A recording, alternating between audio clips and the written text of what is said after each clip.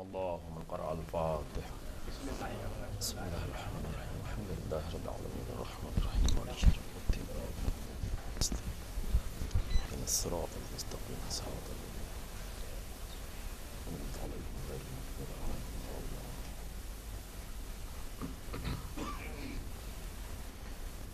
لا حول ولا قوة إلا بالله العلي العظيم. أعوذ بالله من الشيطان اللعين الرجيم. بسم الله الرحمن الرحيم.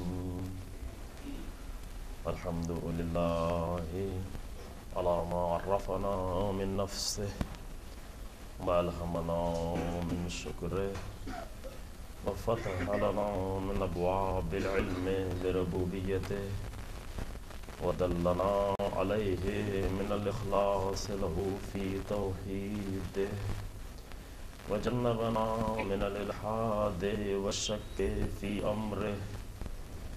حمدا لا منتهى لحده ولا حساب لعدده ولا مبلغ لغايته ولا انقطاع لعمده. حمدا يكون وصلة إلى طاعته وعفوه ووسيلة إلى جنته وخفيرة من نقمته. الصلاة والسلام والتحية والإكرام على خير خلقه وأشرف بريته وحامل وحيه ومبلغ رسالاته سید المرسلین خاتم النبیین ابی القاسم محمد اللهم صل على محمد وآل محمد.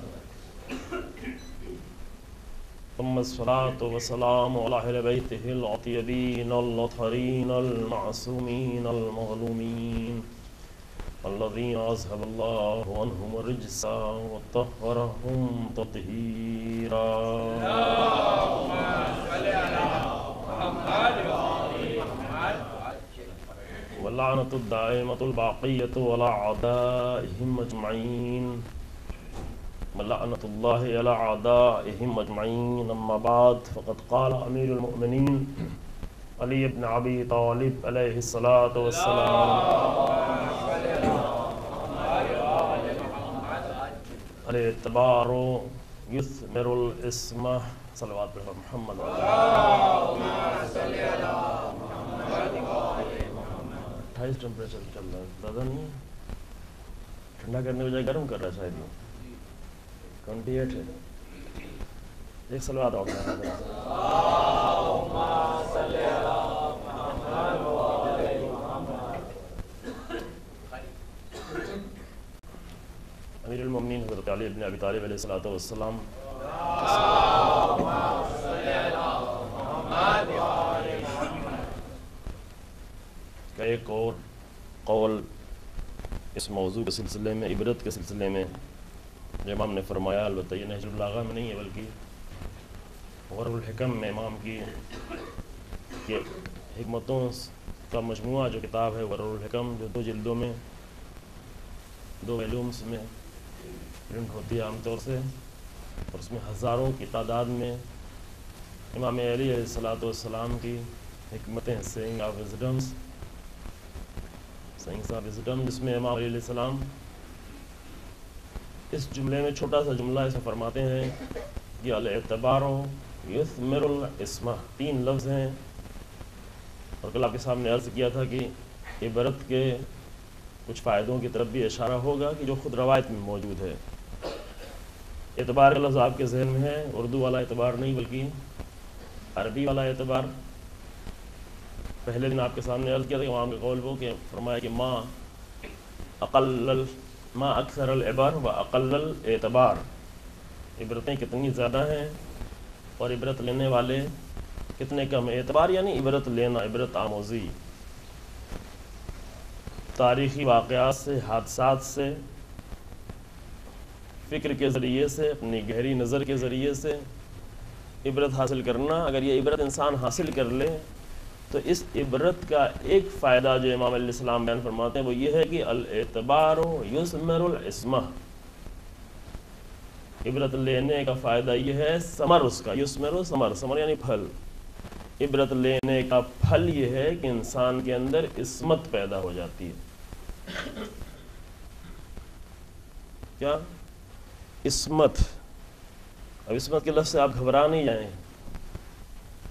عصمت دو ہوتے ہیں، دو چیزیں. ایک عصمت ہے منصب اور ایک عصمت ہے فضیلت. منصب ہے عصمت، منصب عصمت مخصوص ہے مخصوص لوگوں کے لیے. تو جو ہمارے عصمت کا منصب مخصوص ہے، سب کے لیے نہیں ہے. کچھ وہ لوگ کہ جو اللہ کا پیغام لے کے آتے ہیں اور اللہ کا پیغام پہنچاتے ہیں، ان کے لیے عصمت کا ہونا ضروری ہے تاکہ پوری امانت داری کے ساتھ اللہ کا پیغام پہنچایا جا سکے، بغیر کسی خطا کے، بغیر کسی نقص کے، بغیر کسی کمی کے. کہ اگر عصمت نہیں ہوگی تو امکان خطا ہے، ممکن ہے بھول جائے، ممکن ہے فراموش کر جائے، ممکن ہے صحیح طریقے سے پہنچا نہ سکے. لہذا عصمت ہر اعتبار سے، صرف یہ نہیں کہ گناہوں سے عصمت، اگر خود تھوڑا سا عرض صرف گناہوں سے، یعنی وہ لوگ جو معصوم ہیں منصب کے اعتبار سے، وہ صرف گناہوں کے معصوم نہیں ہے. معصوم انل گناہ صرف نہیں، معصوم جو ہے وہ صرف انل ذنب نہیں ہے، نہیں، بلکہ ہر طرح کی خطا سے بھی معصوم ہے، نسیان سے بھی معصوم، یعنی بھول بھی نہیں سکتے، کیونکہ بھولنا بھی عصمت کے خلاف ہے. تو جو ہمارے سنقرؤک فلا تنسا، اے میرے حبیب ہم تمہیں اس طریقے سے پڑھائیں گے کہ آپ بھول نہیں سکتے. اگر بھولنے کا امکان ہو، وہ جو اللہ کا پیغام لا رہا ہے اگر اس میں بھولنے کا امکان ہے تو کیا معلوم کہ یہ پیغام پوری طرح سے پہنچا کہ نہیں پہنچا. جو ہمارے مذہب، خاص کر تشیع مذہب کی ایک دلیل جو ہے عصمت کی، کہ ہادی کے لیے عصمت کا ہونا ضروری ہے، اس کی وجہ یہ ہے، رہبر کے لیے، امام کے لیے عصمت، تاکہ صحیح طریقے سے پیغام پہنچے. معصوم صرف گناہوں سے نہیں بلکہ ہر طرح سے معصوم ہو. تو ایک معصوم ہے جو منصب ہے، جو انبیاء کے لیے ہوا کرتا ہے، ائمہ علیہ السلام کے لیے منصب، عصمت کا منصب. ایک عصمت ہے جو فضیلت ہے، جو ہر انسان کے لیے ہے، اور ہر انسان کو اس فضیلت، جتنا زیادہ انسان یہ فضیلت حاصل کر سکے اتنی زیادہ وہ معصوم بنتا چلا جاتا. ذہن میں آپ کہہ رہے ہیں معصوم لفظ، ابھی اس کی بحث نہیں ہو رہی ہے، اصل اس کی بحث ہی ابھی نہیں ہے، معصوم منصب کی گفتگو نہیں ہے. اس عصمت کی بات ہو رہی جو امیر المومنین علیہ الصلوۃ والسلام فرما رہے ہیں.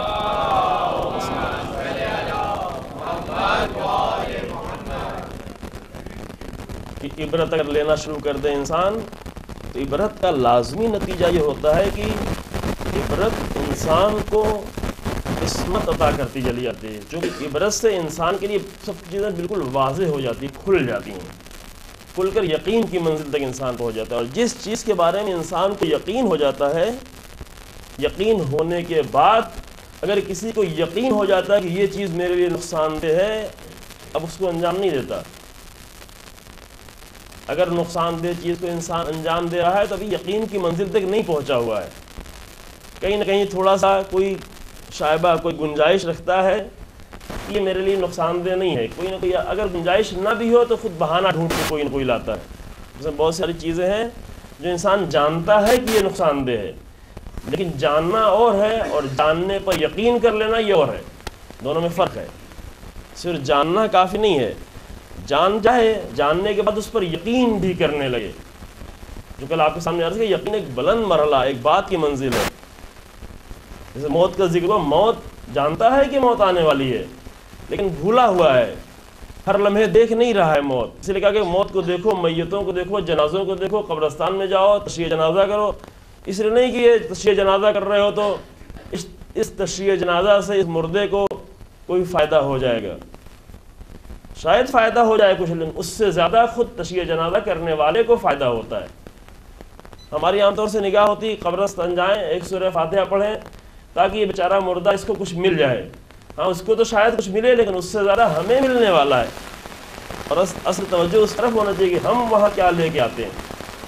وہاں بھی بہت عبرتیں ہیں، قبرستان عبرتوں سے بھری ہوئی ہے. قبرستان کے اندر کتنی عبرتیں سو رہی ہیں، ان عبرتوں پہ جا کر مٹی کے اندر ڈھونڈے انسان دیکھے. انسان کی اگر وہی بصیرت کی نگاہ تیز ہے تو وہ دیکھ لیتا ہے کہ یہ ٹنوں مٹی کے نیچے کتنی عبرتیں پڑی ہوئی ہیں. ہے انسان کے لیے عبرت ہے. اسی لیے کہا گیا کہ جاؤ تشیع جنازہ کرنے کے لیے جاؤ, میت میں جاؤ, قبرستان جاؤ, پھر جا کر وہاں پر دے کے نہیں چلے جاؤ, ٹھیک ہے تو اچھا ہے سورہ فاتحہ پڑھو, کچھ لے کے بھی وہاں سے آؤ. حتیٰ کہ امیر المومنین علیہ الصلوۃ والسلام جیسا انسان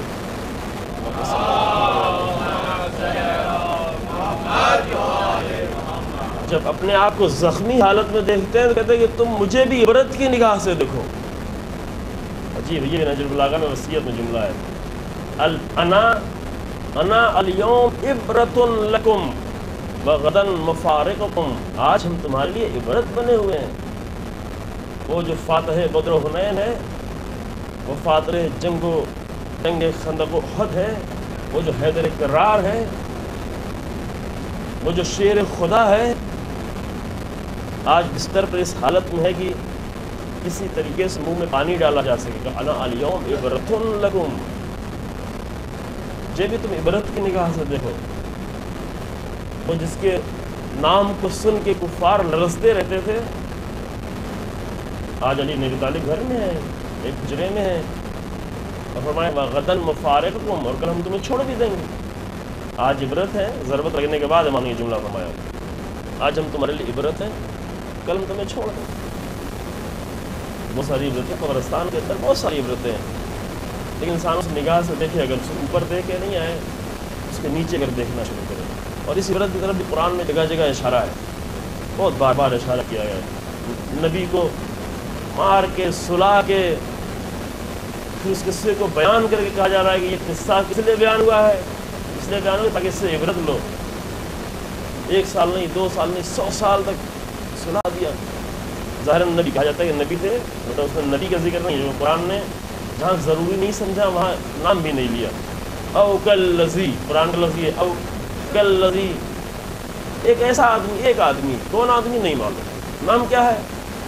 بعد میں کہا گیا, روایتوں میں آیا کہ یہ نام ہے, لیکن قرآن نے ضروری نہیں سمجھا کہ نام لے.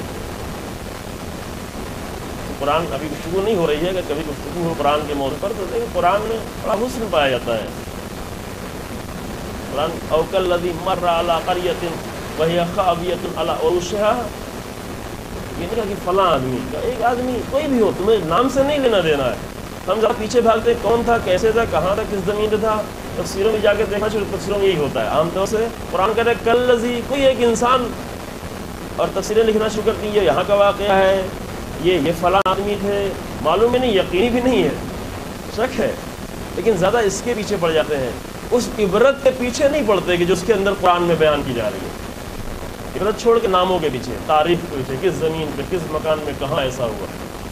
یہ مشکلات ہیں, انسانوں کی مشکلات. حتی مفسر اگر تفسیر بھی لکھنا شروع کرتے ہیں ممکن یہ مشکلات ہو کہیں کہیں. کالذی مر علی قریۃ وہی خاویۃ علی عروشہا, ایک آدمی گزر رہا تھا, کوئی ایک آدمی گزر رہا تھا, دیکھا کہ پوری بستی اجڑی پڑی ہوئی ہے. اس کے دل میں ایک تھوڑا سا یہ خیال پیدا ہوا کہ یہ اجڑی ہوئی بستی یہ دوبارہ زندہ ہو سکتی ہے. یہ تصور آنا ہی تھا کہ اللہ نے انہیں سلا دیا. کتنے دنوں کے لیے سلایا, سو کے جب اٹھے گا کتنی دیر کم لبثتا, کتنی دیر تک سو رہے تھے, یہی ایک دن, یہ تھوڑا سا اور کم, ایک دن یہ تھوڑا سا کم کا نہیں, ایک دن اور کم نہیں سو رہے تھے, تم 100 سال تک سو رہے تھے. 100 سال تک میں سو رہا تھا, 100 سال تک یقین نہیں آتا. یقین نہیں آتا تو گدھے کی طرف دیکھو, اپنے گدھے کی طرف کیا دکھائی پڑا, کچھ بڑی بڑی جو ہڈیاں تھیں اس میں سے کچھ ہڈیاں دکھائی پڑی, جس میں سوار ہو کے جا رہے تھے, ہڈیاں, کچھ بڑی بڑی ہڈیاں, حیرت میں پڑ گئی ہڈیاں. ہاں دیکھ چکے. اب ادھر دوسری طرف مڑ کے دیکھو, اپنے کھانے کی طرف دیکھو, لم یتسنہ, وہی کھانا جو لے کے آ رہے تھے اس صحرا میں, اس دھوپ میں, وہ کھانا اس میں ذرہ برابر بدبو یا سڑن پیدا نہیں ہوئی. شک ہو رہا تھا کہ کیسے اللہ دوبارہ زندہ کر سکتا ہے. اللہ یہ کرتا ہے, تمہیں 100 سال تک سلا سکتا ہے, گدھے کی ہڈیاں دکھا سکتا ہے, اور اس کے بدلے میں کھانا جو بہت جلدی سڑ جانے والی چیز ہے, خاص کر دھوپ میں, خاص کر صحرا میں, اس کو 100 سال تک بالکل اسی طریقے سے تر و تازہ رکھ سکتا ہے. یہ عبرت کی نگاہ سے, تاریخ کی نگاہ سے انسان نہیں دیکھے. یہ عبرت جب انسان دیکھتا ہے تو کیا اس کا نتیجہ کیا ہوتا ہے, یثمر العصمہ, اب اس کے اندر عصمت پیدا ہوتی ہے, کیوں یقین ہونے لگتا ہے. مسئلہ صرف یقین کو ہوتا ہے. یقین نہیں ہوتا تب بیچارہ جو ہے سب کچھ جاننے کے بعد بھی وہی کچھ انجام دے رہا ہوتا ہے، اس لیے کہ یقین نہیں ہے ابھی. مثلا جس کو یقین ہو جاتا ہے کہ یہ چیز ہمارے لیے، یہ کھانا ہمارے لیے نقصان دہ ہے، یقین اگر 100% یقین ہو جاتا ہے اب نہیں کھاتا. وہ اچھا بھی ہے، لذیذ بھی ہے، لیکن نہیں کھا رہا کیونکہ اب اسے یقین ہو گیا کہ میری زندگی کو خطرہ ہو جائے گا اگر اسے کھائیں گے. آپ کسی دیوانے کو بھی دیکھا کہ بجلی کے تار کھلا ہوا جا کے اسے پکڑ لے؟ نہیں پکڑتا نا، کیونکہ وہاں پر یقین ہے کہ جیسے ہی پکڑیں گے وہیں پر خاتمہ ہے. آگ جل رہی اس میں جا کر کود جائے. چھوٹے بچے کبھی کبھی بھاگ کے جاتے ہیں اور جا کر آگ کو چھونے لگتے ہیں، لیکن ایک مرتبہ خود ہی تھوڑا سا آگ سے قریب ان کے ہاتھ کر دیجئے، تھوڑا سا ان کو گرمی محسوس ہونے لگے، پھر خود ہی وہ بھاگیں گے. کبھی کبھی یہ ہوتا ہے کہ وہ جل جاتے ہیں، ایک مرتبہ جلتے ہیں پھر بھاگتے ہیں. بعض لوگ کیا کرتے ہیں، خود ہی تھوڑا سا قریب کر دیتے ہیں، آگ محسوس ہو جائے گرمی تو خود ہی. کیوں؟ اس چھوٹے سے بچے کو، اس 2 سال کے بچے کو بھی اب یقین ہو گیا ہے کہ یہ مجھے جلانے والی چیز ہے. زیادہ آگ میں نہیں جاتا، آگ کو نہیں چھوتا ایک مرتبہ جل جانے کے بعد، بجلی کے تار کو نہیں پکڑتا. یہ بھی کیا ہے؟ یہ بھی ایک طرح کی عصمت ہے. عصمت یعنی کیا؟ یعنی خطا سے اپنے آپ کو بچانا. اب مجمع بھائی پہلے دن سے یہ مشکل جاری ہے اور آخر دن تک انشاءاللہ جاری رہے گی کہ مجمع اضافہ ہوتا رہے گا، اور مجھے کچھ بات ایسی ہو جائے کہ بعد میں کہی جائے لوگ جو ہے پریشانی. عصمت کا لفظ جو آئے تو آپ معصوم ابھی نہیں ذہن میں آئے، معصوم منصب کی بات نہیں ہو رہی ہے، اس فضیلت کی بات ہو رہی ہے کہ جو ہر انسان میں ہونا چاہیے. اسی فضیلت کو انسان کو ڈیولپ کرنا ہوتا ہے، یعنی اپنے آپ کو کس حد تک خطاؤں سے بچا سکے انسان. یہ خطاؤں سے کیسے بچے گا؟ جب عبرت لینے کا ہنر انسان میں پیدا ہو جائے. عبرت کا ثمر جو ہے، عبرت کا پھل انسان میں کیا ہے کہ عصمت پیدا ہونا شروع ہو جاتی ہے. اللہ چاہتا بھی، اللہ جو چیز دیکھنا چاہتا ہے انسان میں کیا کہ اس کی عصمت، کیونکہ اللہ نے پیدا کیا تو معصوم بنا کے پیدا کیا. کسی بھی انسان کو غیر معصوم نہیں پیدا کیا انسان، اللہ نے کسی بھی انسان کو گنہگار بنا کے اللہ نے نہیں پیدا کیا. پیدا کیا کسی کو؟ فرعون کو اللہ نے گنہگار بنا کے نہیں، فرعون کو بھی معصوم ہی بنا کے پیدا کیا تھا، معصوم. میں ڈر رہا ہوں یہ بات کہتے ہوئے بار بار کہ پھر مجمع بڑھے اور پھر کہیں کچھ اور نہ سوچنے لگے آپ لوگ. اللہ جب بھی، اسی لیے کہتے ہیں نا بچوں کو کہتے ہیں بچہ معصوم ہے. بچہ کوئی خطا بھی کرتا ہے، خطا کر دی پھر بھی کہتا ہے نہیں ابھی معصوم ہے بچہ، ایسا چھوڑو، اس کی کوئی خطا نہیں. اللہ معصوم ہی بنا کے قارون کو، فرعون کو، نمرود کو، سب کو معصوم بنا کر پیدا کرتا ہے. یہ انسان ہے جو اپنی عصمت کو توڑتا رہتا ہے. اب عصمت کا لفظ جو آیا یہاں پر وہ مانا جائے کہ اردو میں عصمت کے معنی بھی نہیں، اردو میں بہت محدود مانا، یعنی خواتین سے مخصوص کر دیا جاتا ہے عصمت کے لفظ کو اور عصمت کے معنی کو. یہ نہیں نہ، عصمت ہر انسان کے لیے. ہر انسان کو جو کام کرنا ہے زندگی میں، کیا اگر عصمت کہیں ٹوٹ رہی ہے، کہیں دھبا پڑ رہا ہے روح کے اوپر، تو اس دھبے کو مٹانا ہے، اپنی عصمت کو واپس پلٹانا ہے. بار بار پلٹائے. اللہ نے بار بار انتظام کیا ہے کہ جہاں یہ ختم ہونے لگے فوراً دیکھو اپنے آپ کو، چیک کرو کہیں تمہاری عصمت تو نہیں ختم ہو رہی، کہیں ٹوٹ تو نہیں رہی ہے، لاؤ اس کو جاؤ پلٹاؤ. کبھی حج کرنے چلے جاؤ، حج میں جا کر اس طرح پلٹو کہ جس طرح بچہ معصوم پیدا ہوا تو پھر دوبارہ تم پیدا ہوئے ہو. کیوں؟ اس لیے کہ معصوم نہیں رہ گئے تھے، عصمت تمہاری ٹوٹ گئی تھی. دعاؤں کے ذریعے سے، نمازوں کے ذریعے سے، عبادتوں کے ذریعے سے، کلام کے ذریعے سے، معرفت کے ذریعے سے، یہ مجلسیں جو برپا ہوتی ہیں مثلا معرفت کا پیغام اگر دیا جائے، اس کے ذریعے سے کیا یقین تک پہنچو، اور یقین کے بعد اپنی عصمت کو بچاؤ. یہ بچانا ہے، یہ ہر انسان کو بچانا ہے. یہ اگر خطرے میں پڑ گئی دعا کرے، دعا اللہم اغفر لی الذنوب التی تحتک الاسم، پروردگارا ان گناہوں کو بخش دے کہ جو عصمت کے حرمتوں کو چاہ کر دیتی. ٹوٹ گئی ہے. اللہ نے مجھے، پروردگارا تو نے تو مجھے بہت ہی پاکیزہ پیدا کیا تھا، یہ میں نے توڑا ہے. اب اگر میں نے توڑ دیا ہے تو پھر تو مجھے پلٹا دے، تو مجھے بچائے. تو اگر ایسے گناہ ہیں تو ان گناہوں کو معاف کر دے. خطا تو کر دی. کتنے خوبصورت جملے، اللہم اغفر لی الذنوب التی تحتک الاسم، اللہم اغفر لی الذنوب التی تغیر النعم. نعمتیں تبدیل ہونے لگی، نعمتیں عذاب بننے لگی. پروردگارا ایسے گناہوں کو معاف کرے کہ تیری نعمتیں ہمارے لیے عذاب بن جائیں. تحبس الدعاء تنزل البلاء، ایسی گناہوں کو معاف کرے جو گناہ کے جو دعاؤں کو روک لے، جانے نہیں دے اوپر کی طرف. ایسے بھی گناہ ہوتے، دعا کر رہا ہوتا ہے لیکن دعا آگے بڑھتی نہیں، کیوں؟ اس لیے کہ گناہ کے حجاب ہے، وہ آ کے روک لیتا ہے. تحبس الدعاء، دعا کو حبس کر لیتا ہے، قید کر لیتا ہے، دعا کو بند کر لیتا ہے، بلائیں نازل ہونا شروع ہو جاتی ہیں. تو یہ سلیقہ سکھائے گا کہ نہیں، یہ عصمت کی طرف انسان، اس کو انسان کو محفوظ کرنا ہے.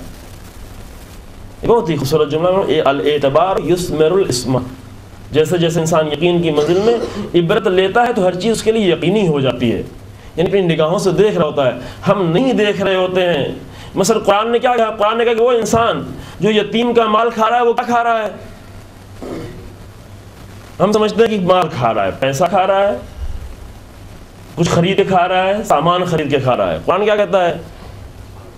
وہ لوگ جو یتیم کا مال کھاتے ہیں یاکلون فی بطونہم نارا، آخرت کی بات نہیں، اسی دنیا میں اصل میں نار، آگ کھا رہے ہوتے ہیں، ایسی آگ کھا رہے ہوتے ہیں جو ان کے پورے وجود کو جلا رہی ہے، ان کی روح کو برباد کیے دے رہی ہے۔ آگ تو صرف گوشت کو نہیں جلاتی، آگ ایک آگ جلانے والی ہوتی ہے جو پھیپھڑے کو جلا دے، اس کو جلا دے، جسم کو جلا دے، یہ آگ اگر جلا بھی دے تو کوئی اتنا مسئلہ نہیں ہے، جل جائے آدمی کوئی اتنی بڑی بات نہیں ہے، لیکن ایک وہ آگ کی جو انسان کی روح کو جلا کر تباہ و برباد کر دے، یہ آگ بڑی خطرناک ہے۔ کہ تم نہیں دیکھ رہے ہو، تم سمجھ رہے اس میں لذت ہے ہمارے لیے، لیکن یہ آگ جلا رہی تمہیں، یاکلون فی بطونہم نارا، آگ بھر رہے ہو، لیکن اس کے لیے کیا ہے؟ انسان دیکھے، اس مال کو دیکھے، اس کو صحیح نگاہ سے اگر دیکھے، وہ نگاہ پیدا ہونا چاہیے کہ نگاہ دھیرے دھیرے پیدا ہونا شروع ہو جاتی ہے، انسان دیکھنے لگتا ہے، یعنی انسان جتنا عبرت حاصل کرنا شروع کرتا ہے اس کی نگاہ جو ہے بہت ساری چیزیں دیکھنے لگتی ہے جو عام نگاہیں نہیں دیکھ پاتی، یعنی آپ نگاہیں دیکھ ہی نہیں سکتی لیکن وہ نگاہیں دیکھ رہی ہوتی ہیں، یہ نگاہیں کبھی بہت آگے، مثلا ائمہ کی نگاہیں بالکل ہر چیز کی حقیقت کو دیکھ رہی ہوتی ہیں۔ روز قیامت انسانوں کے لیے بھی کہا گیا کہ اس دن تمہاری نگاہیں بہت تیز ہو جائیں گی، تمہیں آگے بتانا نہیں پڑے گا، الگ سے کچھ لا کے الگ سے کچھ لا کے دکھانا نہیں پڑے گی، یہ تمہارا ویڈیو فلم ہے، اس کو دیکھو، تمہاری پوری زندگی کی ویڈیو فلم۔ عام طور سے یہ مثال دی جاتی ہے نا کہ ویڈیو فلم کی طریقے سے سمجھانے کے، ٹھیک سمجھانے کے لیے اچھا ہے، لیکن ایسا معاملہ نہیں ہے کہ کوئی الگ سے وہاں پر ویڈیو فلم دکھائی جائے کہ تم نے 70 سال زندگی میں یہ کیا ہے، یہ دیکھو نا، بلکہ کیا قرآن نے کہا کہ وہ دن تمہاری آنکھیں حدید، لفظ حدید بہت ہی تیز، بصر تمہاری حدید بن جائے گی۔ حدید بن جائے گی کیا نہیں کیا؟ یعنی پوری زندگی تمہاری نظروں کے سامنے خود بخود دکھنے لگے گی، ابھی نہیں دیکھ پاتا انسان، اور نہ دیکھنا کبھی کبھی نقصان دہ بنتا ہے، کبھی کبھی فائدہ مند، یعنی بھول جاتا ہے، مثلا کل کی بات آج بھول گیا،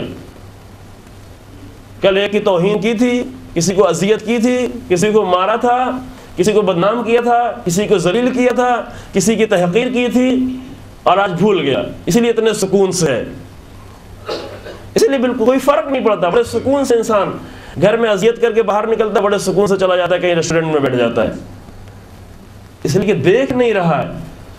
اگر اسے دیکھ رہا ہوتا تو اس کو بیٹھا نہیں جاتا یہاں پر، کیوں بیٹھا ہے، کیسے آ کر بیٹھ گیا ہے؟ لیکن وہ دن وہ ہوگا جب بصر انسان کی حدید بن جائے گی، بہت ہی تیز بن جائے گی آنکھ، اور جب تیز بن جائے گی تو خود سب کچھ دیکھ رہا ہوگا، باہر سے کچھ لانے کے دکھانے کی ضرورت نہیں، اپنی روح کی طرف نگاہ کرے کہ ساری چیزیں اسی روح پہ جو ہے موجود ہیں، سب کچھ، کیونکہ کل آپ کے سامنے عرض کر لیا پرسوں کہ عمل جو ہے باہر سے نہیں ہوتا ہے، عمل خود انسان کے وجود کا حصہ بنتا چلا جاتا ہے۔ عمل بہت ساری روایتوں سے، یہ ایک دو روایت نہیں، بہت ساری روایتوں کا نتیجہ بیان کر رہا ہوں، عمل انسان کے وجود کا حصہ بنتا چلا جاتا ہے۔ ہاں اللہ نے دوسرا انتظام کیا جو ماہ رمضان میں آپ کے سامنے بیان کیا گیا کہ ممکن ہے انسان اپنے وجود کو بہت ہی گندہ کر لے، لیکن اللہ نے ایک بہت بڑی نعمت دی ہے توبہ کی شکل میں کہ جب چاہے اسے مٹاتا رہے، لیکن مٹاتے نہیں کہ لگاتا رہے اور مٹاتا رہے، عادت پڑ جائے انسان کی مٹانے کی اور گندہ کرنے کی، مٹانے کی، گندہ کرنے کی، مٹانے کی۔ الاعتبار یثمر الاسم، عصمت انسان کے اندر پیدا ہوتی ہے اگر وہ نگاہ بصیرت پیدا ہو جائے انسان کے اندر، گہرائی سے کسی مسئلے کو دیکھنے کی نگاہ، جو کوفے والوں میں نہیں تھی۔ کوفے والوں نے کتنی بڑی خطا کی، اہل کوفہ کی گفتگو چل رہی تھی، کربلا کی عبرتیں، اہل کوفہ میں کیا مشکل تھی، وہ واقعے کو اس نگاہ سے نہیں دیکھ رہے تھے، وہ نہیں دیکھ رہے تھے کہ یہ واقعہ جو ابھی ہونے جا رہا ہے اس کے نتیجے کیا ہونے والے ہیں، یہ کہاں تک لے جائے گا۔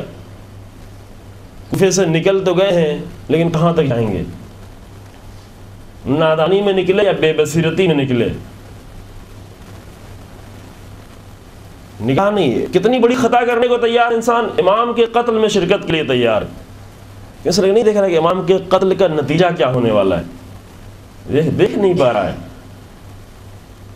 اتنا اپنے آپ سوچنے کو تیار نہیں کیا ہے اس نے، جو کہا جا رہا ہے وہی سنتا چلا جا رہا ہے، جو فریب دیا جا رہا ہے وہ فریب میں پڑتا چلا جا رہا ہے۔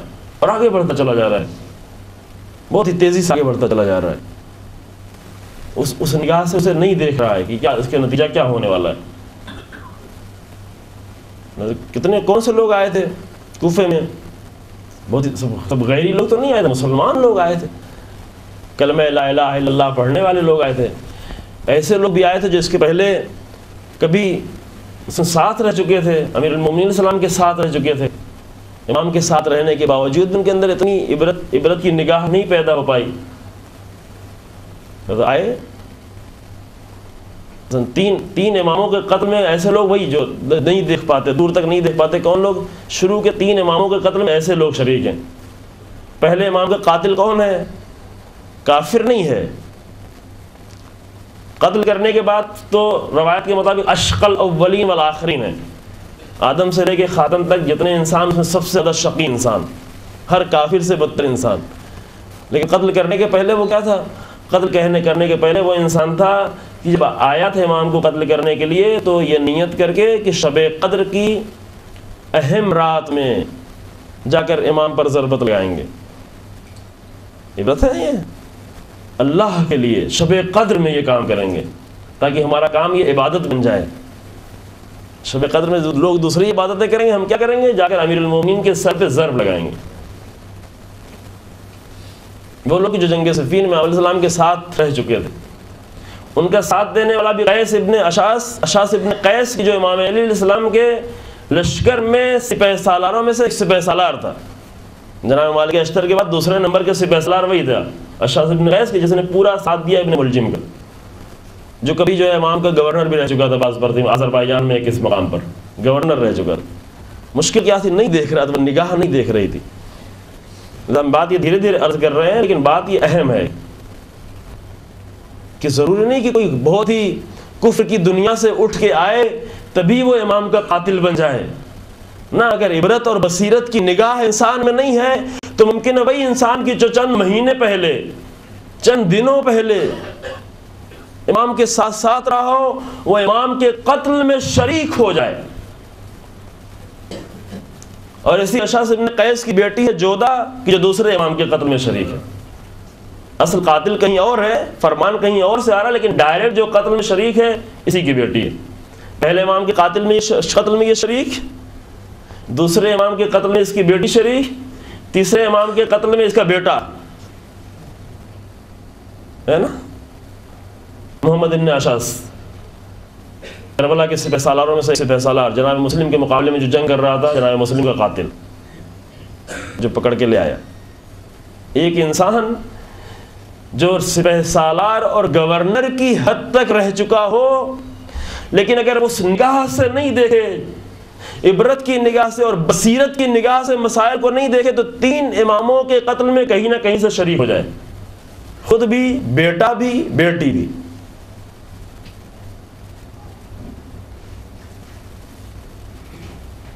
حتیٰ کہ شمر بھی جنگ صفین میں امام علیہ السلام کے لشکر میں صف اول میں جنگ کر رہا تھا،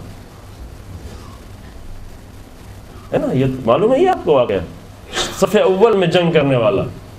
لیکن اگر نگاہ عبرت نہ ہو تو آ کر امام کا قاتل بن جائے اپنے ہاتھوں سے. تو یہ ایک بہت ہی چھوٹی سی چیز نہیں ہے، جو چیز ہم بہت ہی آسان لیتے ہیں. یعنی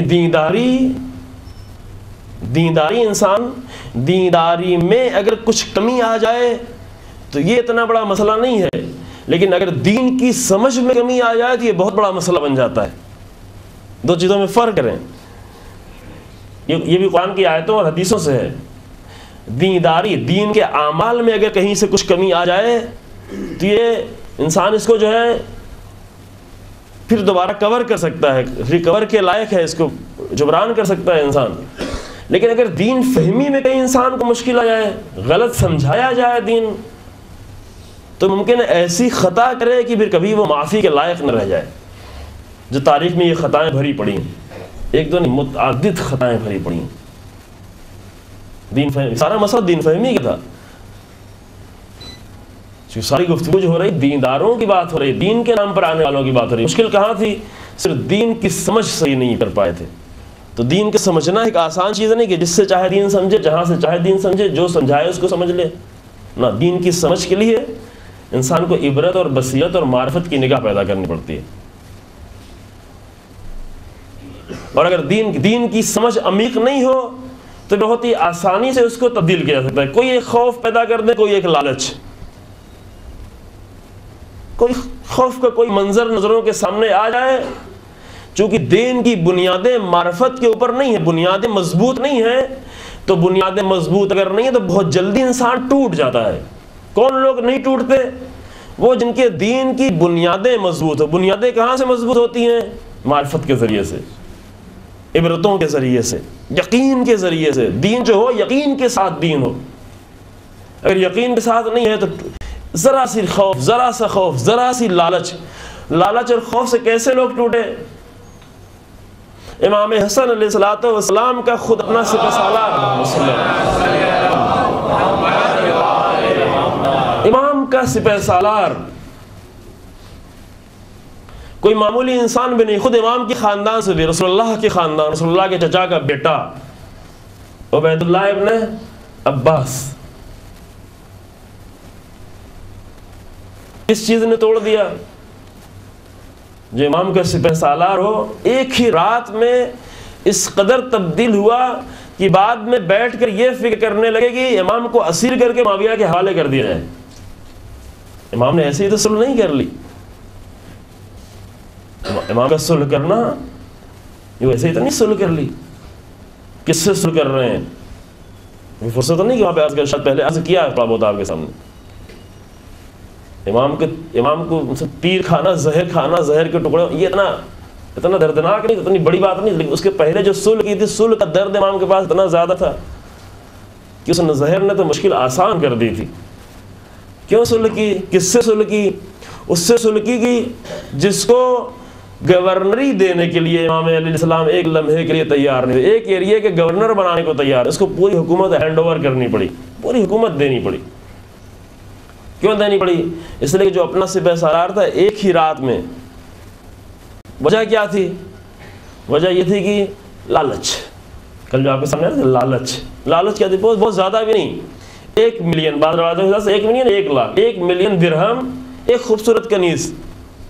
اس کے بدلے میں امام کا اپنا سپہ سالار ادھر سے نکلا اور معاویہ کے گروہ میں شامل افراد کے ساتھ, اور یہاں یہ بھی سوچنے لگے لوگ کہ امام کو اسیر کر کے معاویہ کے حوالے کر دیا جائے.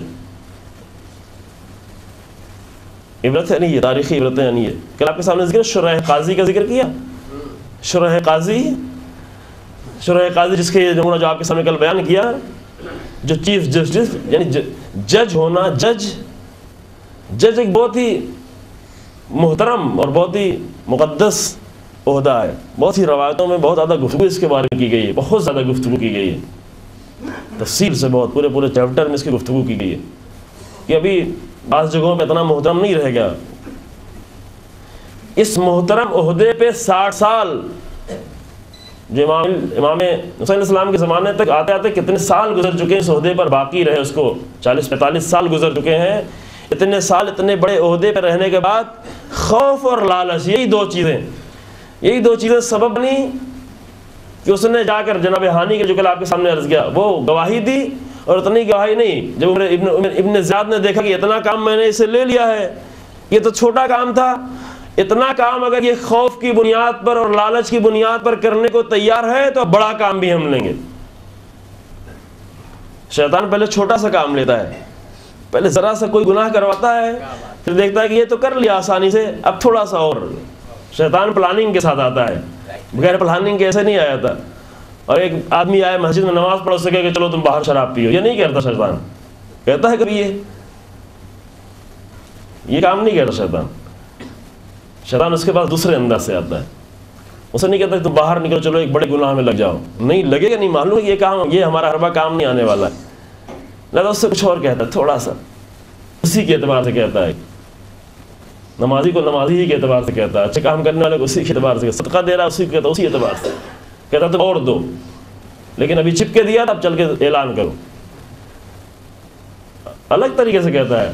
کبھی شیطان کہتا ہے دے تو دیا ہے, یہ تمہارا دے دینا یہ اگر اعلان نہیں ہوگا تو فائدہ کیا ہے تمہارا؟ اسے اعلان ہونا چاہیے. کسی کے لڑنے لگتے ہیں, نہیں اعلان کیوں نہیں ہوا میرا, میں نے دیا تو تھا, اعلان کیوں نہیں ہوا؟ دیکھا ہے بعض جگہوں پر شیطان اسے یہی کہتا ہے تم نے بہت اچھا کام کیا, دے دیا, ایک اچھا کام اور کرو کہ تم نے جب یہ خرچ کیا تو معلوم ہونا چاہیے لوگوں کو. اسے شیطان یہ نہیں کہتا کہ تم اس پیسے کو لے چلو خرچ کرو کہاں, کسی کلب میں.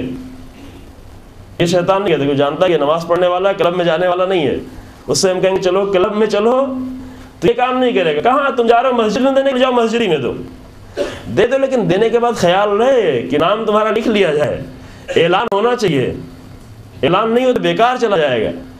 لیکن وہ یہ نہیں جانتا کہ اعلان نہ ہونے کی وجہ سے باقی رہنے والا ہے. اعلان ہو گیا تو اب ختم ہو گیا, اعلان ہوا تو ختم. ما عندکم ینفد وما عند اللہ باق. وہ جو تم نے اپنے لیے اعلان کروا دیا کہ میں نے دیا ہے, یہ ختم. قرآن کہتا ہے ختم, اس لیے کہ تمہارے لیے ہو گیا تھا, یہ اللہ کے لیے نہیں رہ گیا تھا, یہ اپنا تمہارے لیے ہو چکا تھا.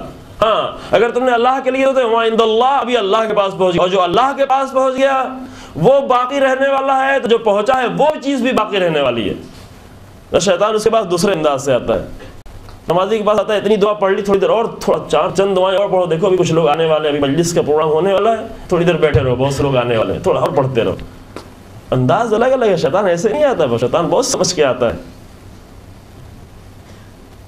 اور بصیرت انسان وہ ہے کہ دیکھے کہ شیطان کب میرے پاس آ رہا ہے.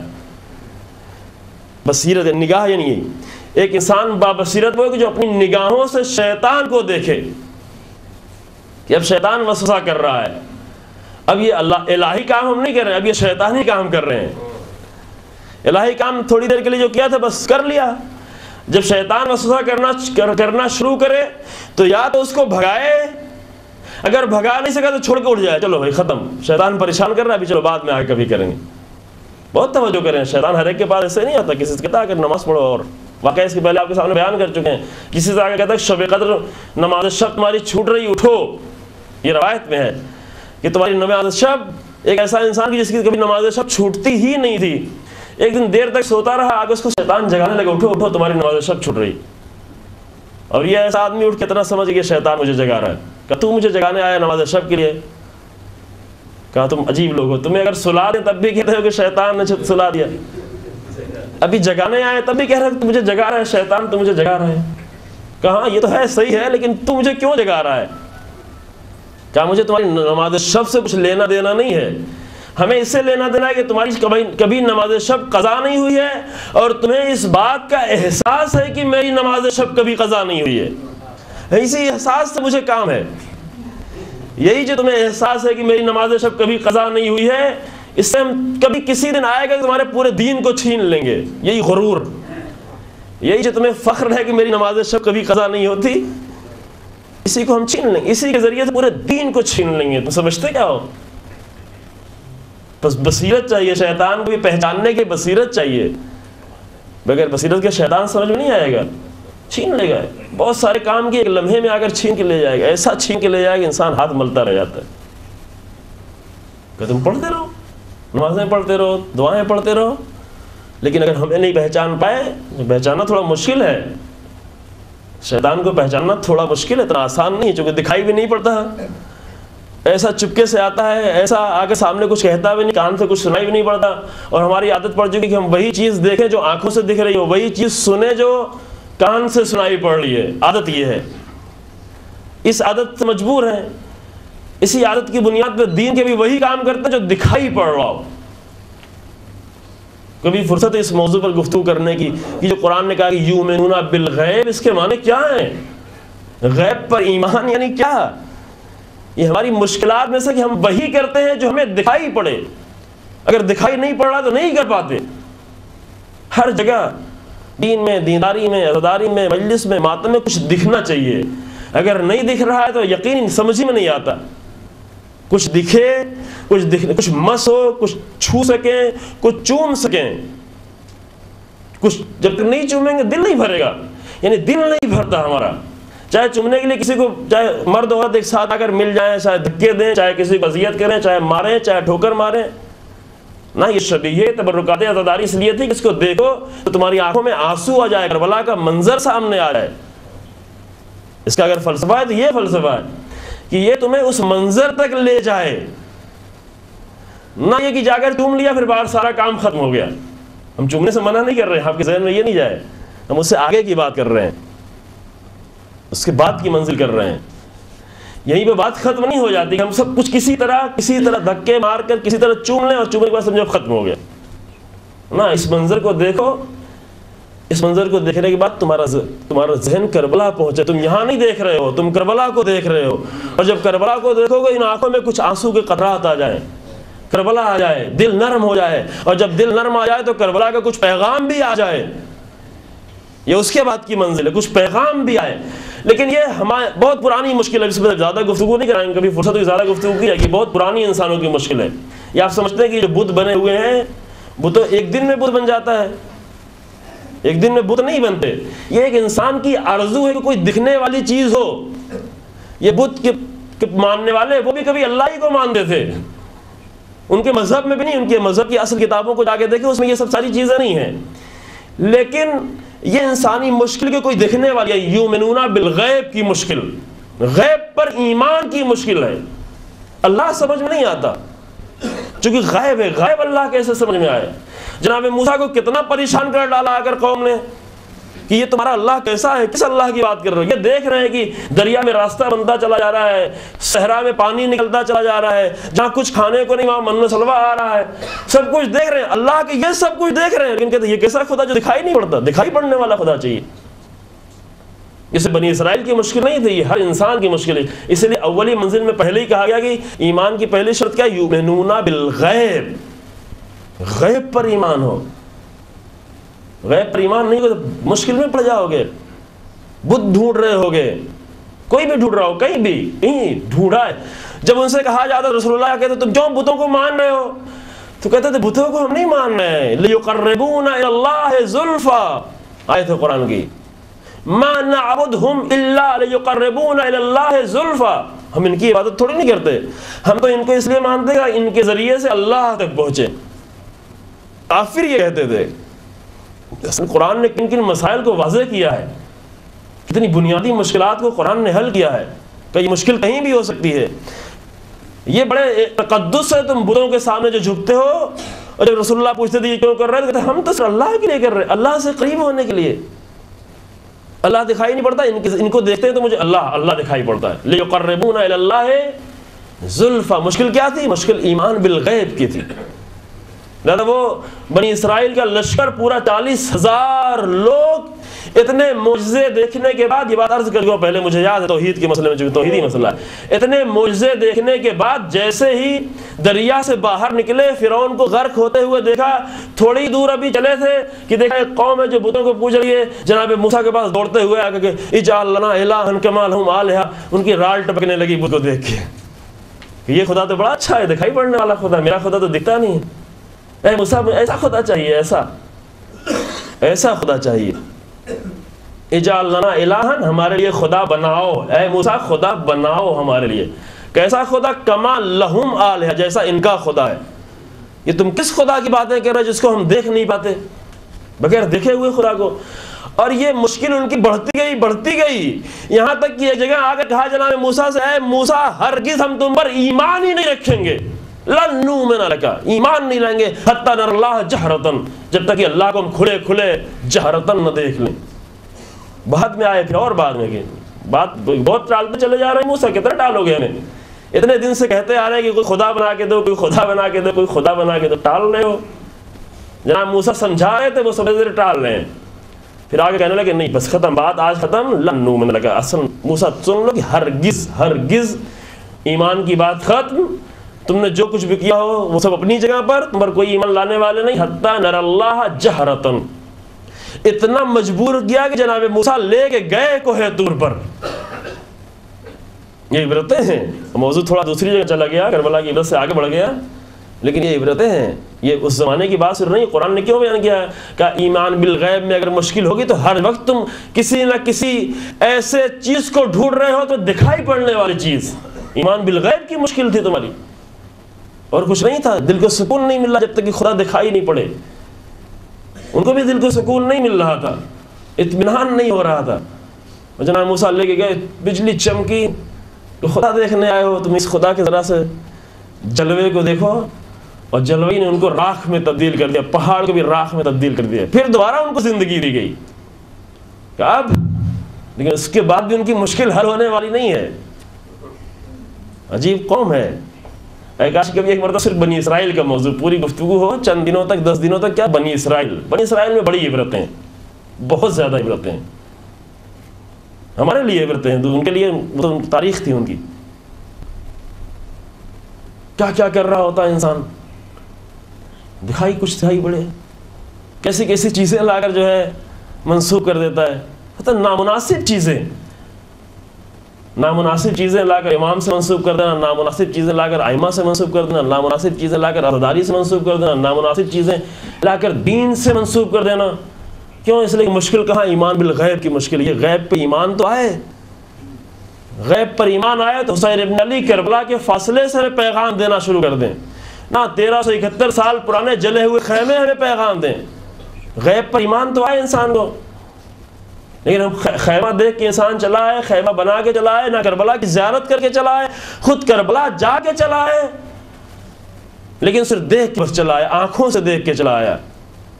بصیرت کی نگاہ سے کربلا کو نہیں دیکھا، اس نگاہ سے کربلا کو نہیں دیکھا جس نگاہ سے حبیب نے مظاہر دیکھ رہے تھے. خطرہ ہے اگر کوفے والوں کی نگاہ سے کربلا دیکھ کے آ گئے، مشکل میں انسان ہے. ہاں، اس نگاہ سے دیکھے انسان تو اب خوف، اب لالچ. شرح قاضی کو کیا کیا؟ کہا کہ یہ تو آ گیا، ہمارے اختیار میں آ گیا ہے. ابن زیاد کہا کہ اس نے جو ہے اگر یہ کر دیا ہے، میری بات سن لی ہے ایک خوف کی بنیاد پہ، اب اسے اور بڑا کام لیں گے. بڑا کام کیا لیا؟ بلوایا اس کو.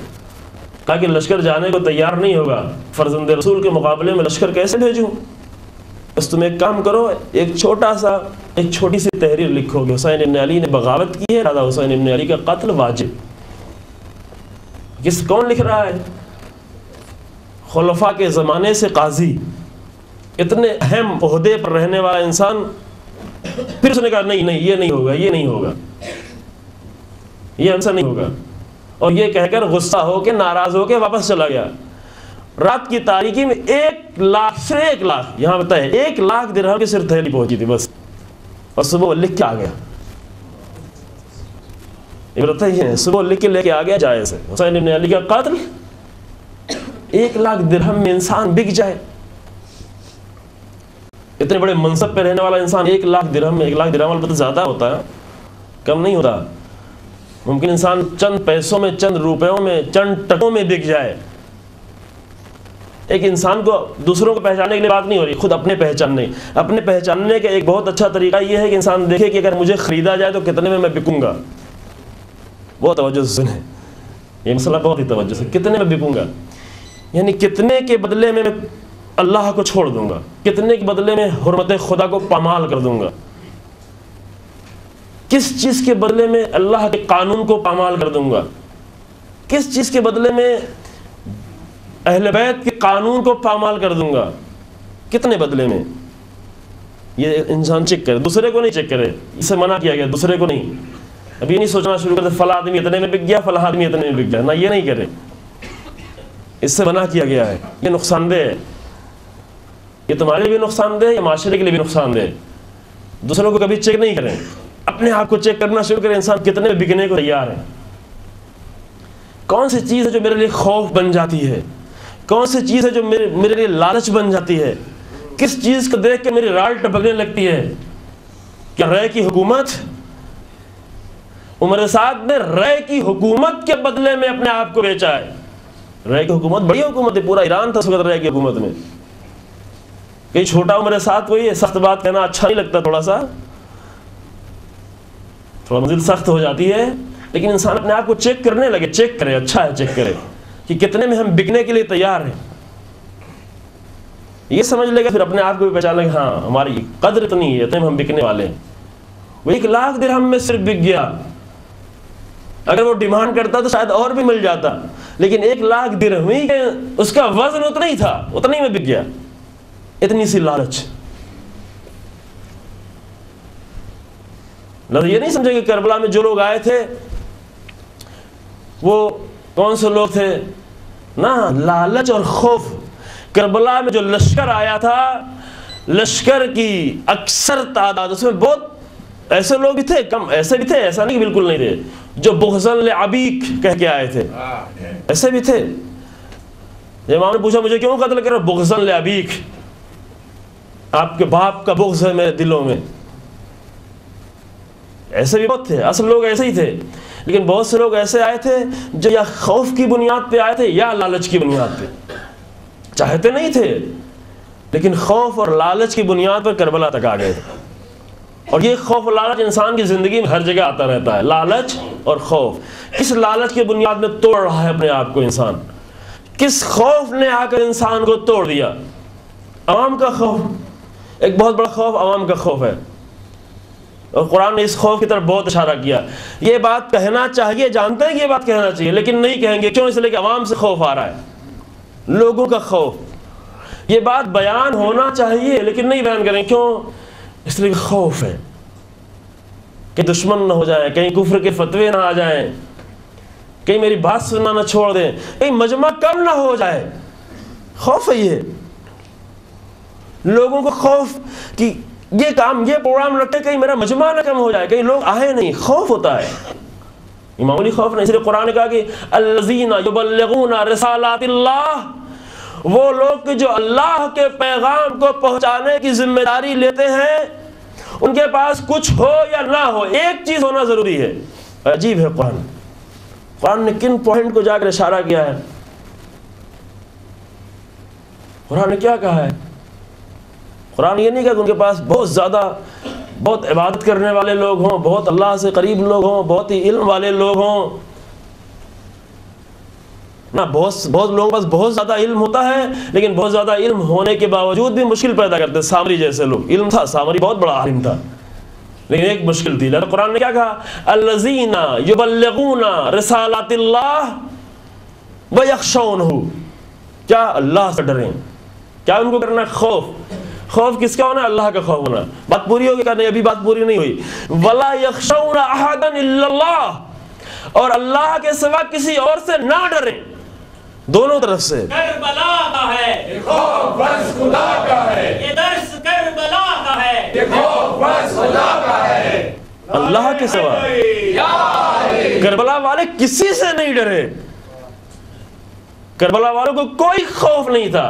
نہ جان جانے کا خوف تھا، نہ مال جانے کا خوف تھا، نہ بچوں کی بربادی کا خوف تھا، نہ بچوں کی شہادت کا خوف تھا، نہ لشکر کا خوف تھا، نہ تلواروں کا خوف تھا، نہ خون بہنے کا خوف تھا.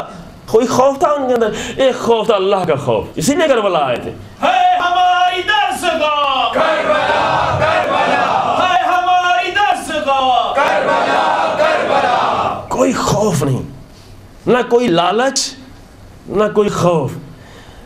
کتنی بار کہوں، بار بار کہہ چکا، جنت کی بھی لالچ لے کے نہیں آئے کربلا والے. لالچ نہیں ہے کربلا والوں کو. لالچ جن کو تھی وہ یزید کے لشکر میں آ گئے، عمر سعد کے لشکر میں. کس کی لالچ؟ کس چیز کی لالچ؟ وہ تو عمر سعد تھا جس کو شہر رے کی لالچ تھی. ایسے لوگ بھی آئے تھے کربلا میں جن کو صرف چند درہموں کی لالچ تھی. اب پھر سخت بات کہنے جا رہا ہوں. کربلا میں وہ لوگ جو آ کر حسین ابن علی کے لباس کو لوٹ رہے تھے، کس لیے لوٹ رہے تھے؟ یہ لباس بہت قیمتی ہے، بک جائے گا، یہ بہت سیدھا سا لباس، تو کچھ نہیں بکے گا.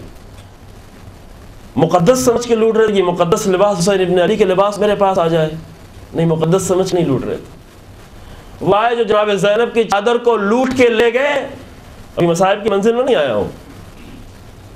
وہ کیا سوچ کے لوٹ کے لے گئے؟ یہ بی بی کی چادر ہے، بڑی مقدس چادر، اس لیے لے کے جا رہا ہوں، یہ اس کو بیچ دوں گا. نہ، بس اس چادر کو لے کے جا کے عمر سعد ابن زیاد کے سامنے رکھوں گا. اس کے بدلے میں وہ اپنا ہاتھ لگن میں ڈالے گا، تشت میں، اور کچھ اٹھائے گا، 2-4 سکے اور میری جھولی میں ڈال دے گا. اتنی سی لالچ. اتنی سی لالچ کے بدلے میں حسین ابن علی کا لباس لوٹنے والے. بڑی لالچ والے نہیں تھے. یہ نہیں سوچو کہ کربلا میں وہ لوگ آئے تھے جن کو بڑی بڑی لالچ، سب عمر سعد ہی نہیں آئے تھے. کچھ لوگ ایسے آئے جن کو 3 درہم نہیں ملتے تھے، بس 3 درہم کی لالچ میں آئے تھے. چونکہ خلیفہ دوم کے زمانے سے لشکر میں درہم دیے جاتے تھے، تنخواہیں. خلیفہ دوم سے پہلے کوئی تنخواہ نہیں تھی فوجی لشکر کی. تو جو میں کوئی لشکر کی تنخواہ نہیں ہوا کرتی تھی. جن کو جنگ کرنا ہے اعلان ہوگا جنگ کا, اپنے گھوڑے خود لاؤ, اپنی تلواریں خود لاؤ, اپنی ذرا خود تیار کرو, خود کرو سب کچھ نہیں دینا ہے. بس ہاں جنگ کرنے جاؤ گے تو کسی طرح تمہارے کھانے کا انتظام کر دیا جائے گا. اگر جنگ جیت گئے, کچھ بچا, کچھ ملا تو اس میں سے تمہیں کچھ حصہ مل جائے گا, نہیں ملا تو وہ بھی نہیں. دوسرے کام ضرورت پڑی دوسرے کام میں لگ جائے گا. ہوا رسول اللہ نے جنگ غنیمت کو نہیں دیا, بعض لوگ نہیں دوسروں کو دے دو, ابھی ان کی ضرورت نہیں ہے. اپنے سارے اسلحے خود. خلیفہ دوم نے آ کر ان کی تنخواہ معین کی, اور اس تنخواہ میں ایک مشکل یہ تھی کہ کچھ لوگوں کی 3 درہم سے لے کر کے 17 درہم تک ان کی تنخواہیں تھیں, کم و زیادہ تھی. امام علیہ السلام کی جو حکومت کا زمانہ آیا تو امام علیہ السلام نے تنخواہ بند تو نہیں کی, چونکہ کبھی کبھی مشکل ہو جاتی ہے, ایک چیز اگر شروع ہو جائے اس کو بند نہیں کیا جا سکتا, بند نہیں کی. لالچی لوگوں کو تنخواہ بند نہیں کر سکتے تھے, لیکن یہ بھی نہیں دیکھ سکتے تھے کسی کو 3 درہم ملے اور کسی کو 17, سب کو برابر کر دیا. امام نے سب کی تنخواہیں برابر کر دیں, ان کو روک نہیں سکتے. جو صرف نیاز ہی کے لیے آئیں گے, اگر نیاز روک دی جائے گی تو نہیں آئیں گے, وہ یقین کریں کہ نہیں آئیں گے. نہ بھی روکے نہیں.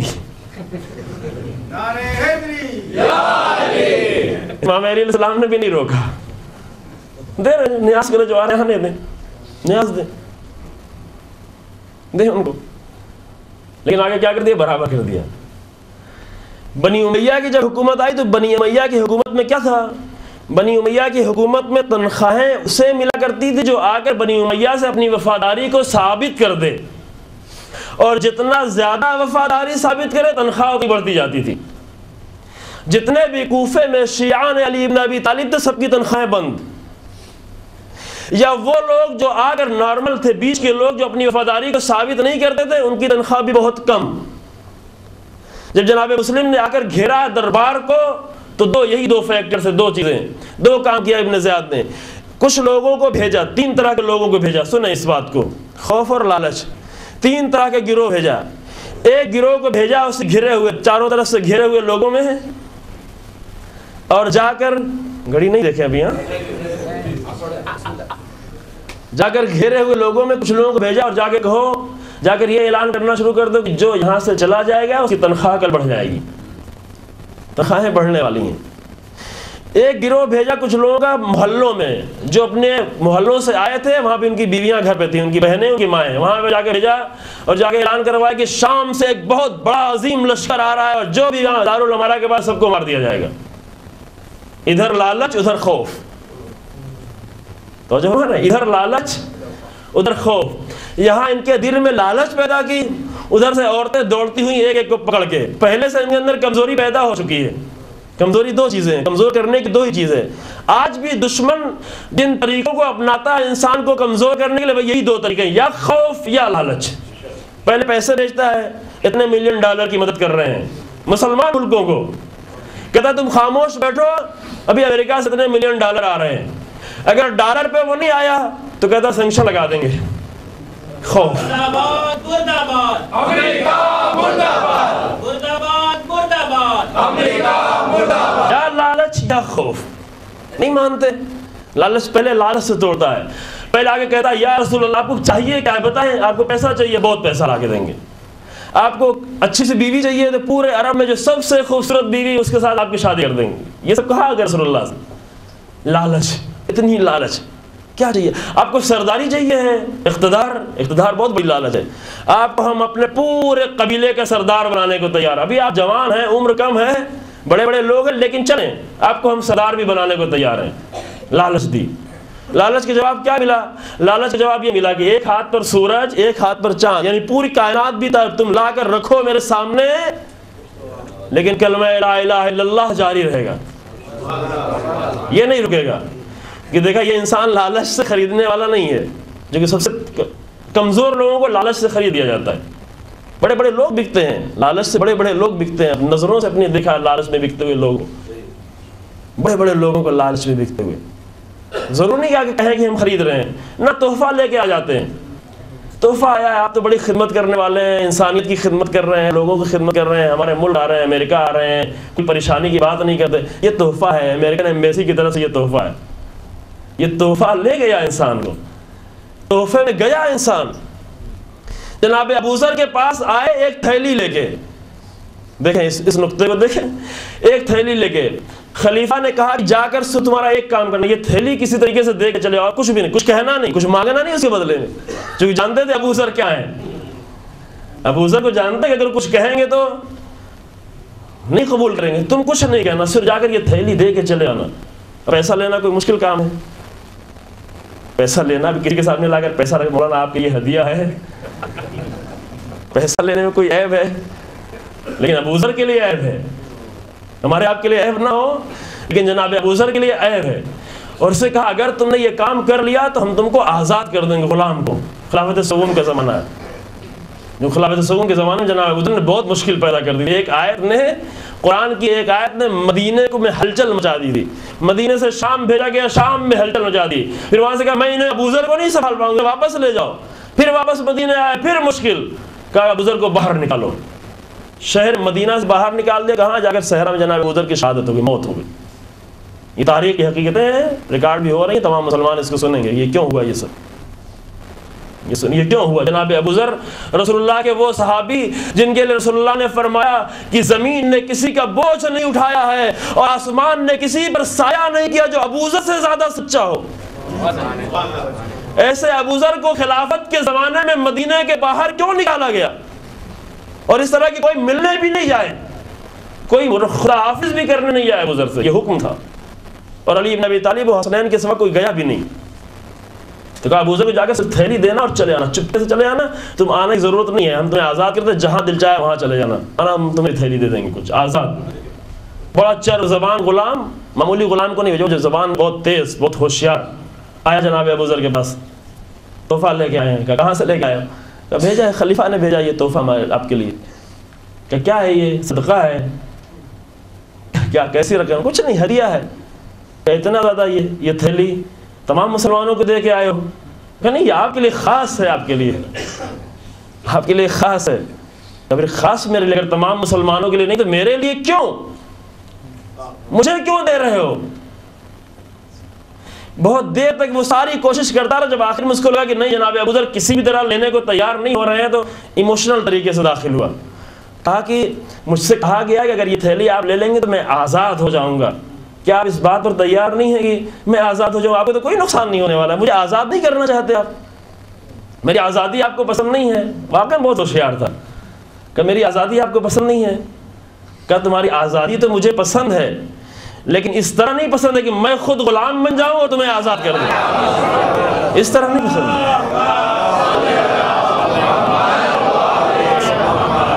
اپنے آپ کو غلام بنا کر تمہیں آزاد کرنا یہ مجھے نہیں پسند ہے. لہذا لالچ غلام بناتی ہے, اس طریقے سے غلام بناتی ہے. چند درہم کے لیے آئے, وہ کربلا تک آئے, لالچ. پیروں سے زیور چھین رہے فاطمہ بنت الحسین کے. یہ موضوع بڑا ہے اور مجھے یاد ہے کہ اس کے پہلے تھوڑا سا گفتگو کر چکا ہوں توحید کے موضوع, پھر شاید کبھی اور گفتگو. خوف اور لالچ کیا کردار ادا کرتا ہے انسان کی زندگی میں, اب اس پہ آپ خود سوچیں گے. سے اشارہ کیا, جو واقعی بہت بڑا موضوع, قرآن میں بہت ہی آیتیں ہیں اس دو ٹاپک پر. خوف اور لالچ کیا کرواتی ہے انسان سے, کیسے کیسے لوگوں سے لالچ کیا کرواتی ہے, خوف کیا. آ کر زیور اتار رہا ہے, رو رہا ہے. زیور فاطمہ بنت الحسین کے زیور چھین رہا ہے اور رو رہا ہے. کہا تو رو کیوں رہا ہے؟ کہا رو اس لیے رہا ہے کہ معلوم ہے کہ آپ کون ہیں, یہ مجھے خبر ہے کہ آپ کون ہیں. کہا اگر تجھے یہ معلوم ہے کہ میں کون ہوں تو چھین کیوں رہا ہے؟ کہا اگر میں نہیں چھینوں گا تو کوئی اور آ کر چھین کے لے جائے. جانتے ہوئے, روتے ہوئے, لالچ یہاں تک لاتی ہے, روتے ہوئے چھین رہا ہے زیور.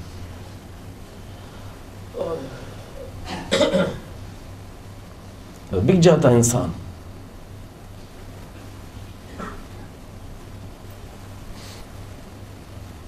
اور تیزی سے شام کے راستے کو, بہت طولانی راستہ, شام کو راستے کو تیزی سے گھوڑوں کو دوڑا رہے تھے, بہت ہی تیزی سے اونٹوں کو دوڑا رہے تھے, صرف اس لیے کتنی جلدی پہنچیں اور کتنی جلدی ہمیں انعام مل جائے. کن کو لے کے جا رہے ہیں؟ سید سجاد کو.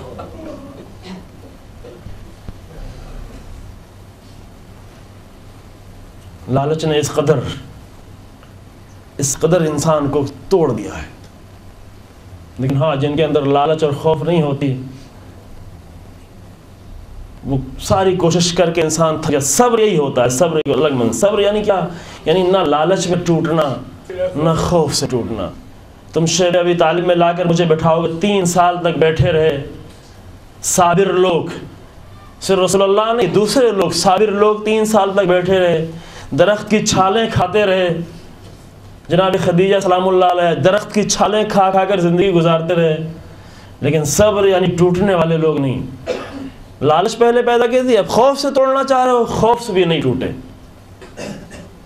جب امام نے راستے میں کہا جناب علی اکبر سے انا للہ و انا الیہ راجعون, جوان بیٹے نے یہ بات سنی کہ بابا آپ نے کلمہ استرجاع بلند کیا ہے, یہ مقام یہ کون سا محل ہے؟ کہ بیٹا میں سن رہا ہوں کہ پیچھے سے ایک آواز میری غنودگی کا عالم میں دیکھا کہ کوئی کہہ رہا ہے کہ یہ قافلہ آگے بڑھ رہا ہے اور موت اس کے پیچھے پیچھے آ رہی ہے. پوچھا بابا جان ہم چل رہے ہیں حق کی طرف بڑھ رہے ہیں, کہا ہمارے سوا حق پر کون جائے گا. اب مجھے خوف نہیں ہے, اب خوف نہیں ہے کہ موت ہم پر آ پڑے یا موت پر ہم جا پڑے. لیکن اگر خوف ہو, یہ تو علی اکبر جو بھی میدان کربلا میں آیا خوف سے بری لوگ, خوف انہوں نے روک پایا, فرصت نہیں رہ گئی خوف. آج کے خوف کو بیان کرتا, کتنے خوف میں لوگ گرفتار ہیں. خوف کے بدلے میں دین دے رہے ہیں, خوف کے بدلے میں عزتیں دے رہے ہیں, خوف کے بدلے میں ملک کو بیچ رہے ہیں, خوف کے بدلے میں سب کچھ. لیکن کربلا میں جو لوگ ہیں, کربلا والوں کا درس خوف نہ لالچ. ظالم دشمن آتے تھے تیزی سے گھوڑوں کو دوڑاتے تھے, اتنی تیزی سے گھوڑوں کو دوڑاتے تھے کہ شاید ان کے دلوں میں کوئی خوف بیٹھ جائے. تھوڑے سے لوگ ہیں, کہیں مردوں کے دلوں میں خوف نہیں بیٹھے تو بیویاں آ کر مجبور کریں کہ ہمیں لے کے چلو. اتنے لشکر کو دیکھ کے خوف زدہ ہو جائیں. بچے آ کر مجبور کریں, جو گوفے میں عورتیں آئی تھیں, عورتیں پکڑ پکڑ کے لے گئی تھی کہ چلو یہاں سے. لیکن کربلا کی عورتیں مسلسل تو لشکر بڑھتا رہا, مسلسل گھوڑے دوڑتے رہے, مسلسل اسلحوں کی جھنکار کی آوازیں آتی رہیں, لیکن کسی ایک خاتون نے نہیں کہا کہ یہاں تو خوف کا ماحول ہے, یہاں سے میں نکال کے باہر لے چلو. کربلا یعنی یہ.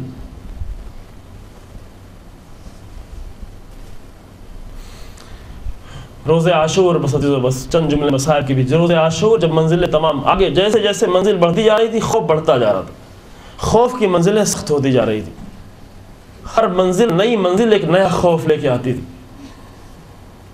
ایسے منظر نظروں کے سامنے تھے کہ انسان کو خوف زدہ کر دیں.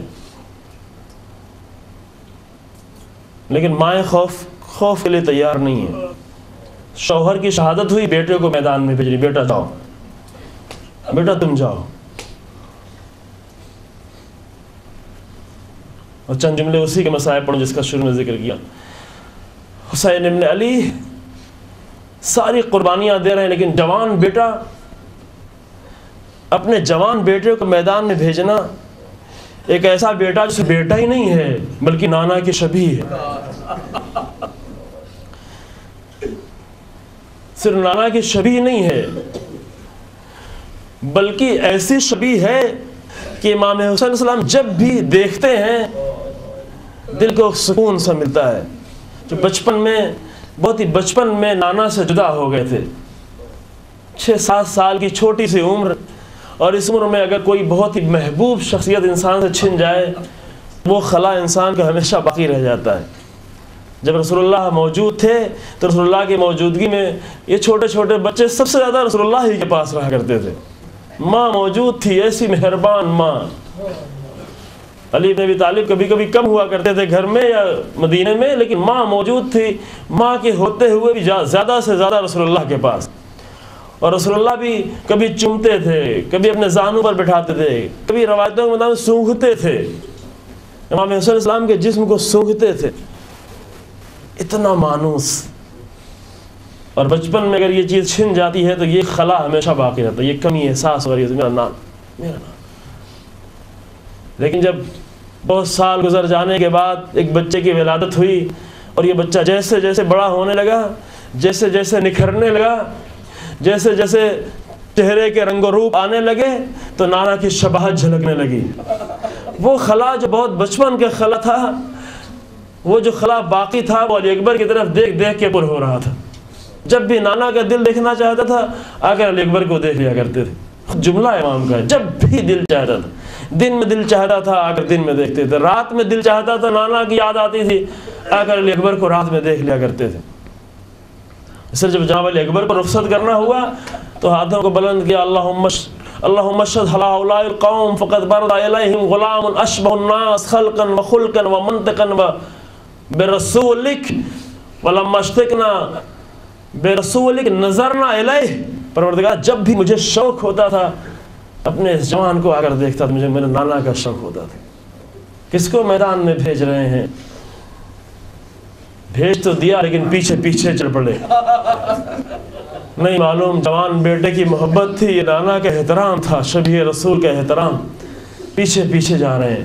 اور علی اکبر کو بھی اس بات کا احساس ہے کہ میرا بابا مجھے کن نگاہوں سے دیکھتا ہے, میرا بابا مجھے کن نگاہوں سے دیکھتا ہے. لہذا میدان میں آئے تو میدان میں آنے کے بعد جنگ تو لڑ رہے لیکن ایک فکر ستا رہی کہ میرا بابا کے دل کی آرزو. کیا آپ یہ سمجھتے ہیں کہ پیاس کی وجہ سے علی اکبر جوان بیٹا آ کر اپنے بوڑھے باپ سے پانی مانگنے کے لیے آیا تھا؟ ایسے باپ سے جس کے پاس پانی نہیں ہے, جو پیاسا ہے, پانی مانگنے نہیں, پانی صرف بہانہ تھا. علی اکبر تو صرف اس لیے آئے تھے کہ ایک مرتبہ اپنی صورت اپنے بابا کو اور دکھا دوں, کن نگاہوں سے میرا بابا میری طرف دیکھتا ہے.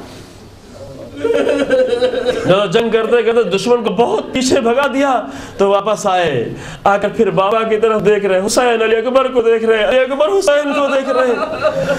لیکن شاید دل میں ہے بابا اب دل بھر کے دیکھ لے, اس کے بعد دیکھنا نصیب نہیں ہوگا. پھر مقتل میں آئے واپس, پھر جنگ کرنا شروع کی. اور جنگ کرتے کرتے جب تھوڑی دیر بعد آواز آئی, یا بتا علیک من السلام, بابا آخری سلام, بابا آئیے گا نہیں بابا. اس لیے کہ یہ منظر دیکھا نہیں جائے گا, کیونکہ جنگ میں علی اکبر کے مقتل کا جو جملہ ہے وہ یہ ہے کہ فقطعوہ اربا اربا. رسول اللہ کی شبیہ کو ایسا منظر جو فقطعوہ بسیوفہم اربا اربا. جب جناب علی اکبر جنگ کرتے کرتے میدان میں آگے بڑھ رہے تھے, سینے پہ برچھی کا پھل لگا اور گلے میں گھوڑے کے ہاتھ ڈالا, چاہا کہ گھوڑے موڑ کر خیمے کی طرف لائے, لیکن ظالموں نے نیزے مار کے گھوڑے کا رخ موڑ دیا. گھوڑا مقتل ہی کی طرف دشمنوں کے درمیان آگے بڑھا. ظالموں نے تلواریں مارنا شروع کی, اپنی تلوار سے علی اکبر کو ٹکڑے ٹکڑے کر دیا. لہذا بابا آئیے گا نہیں, یہی سے میرا سلام قبول کر لیجئے. لیکن حسین آگے بڑھے. شاید زینب کو بھی احساس تھا کہ میرا بھیا جوان بیٹے کی لاش میں کیسے جائے گا, لہذا مقتل میں بی بی کبھی نہیں نکلی. لیکن جب جناب علی اکبر کی آواز آئی, اپنی چادر کو اوڑھا, مقتل میں بی بی آ گئی. حسین مقتل میں آئے, زینب کو واپس کیا. ووضع خدہ علی خدہ, علی اکبر کے رخسار پہ اپنا رخسار رکھ دیا. ایسا لگا جیسے نانا کے رخسار پہ رخسار رکھا. والا دنیا بعدک الوفا, اے میرے لال تمہارے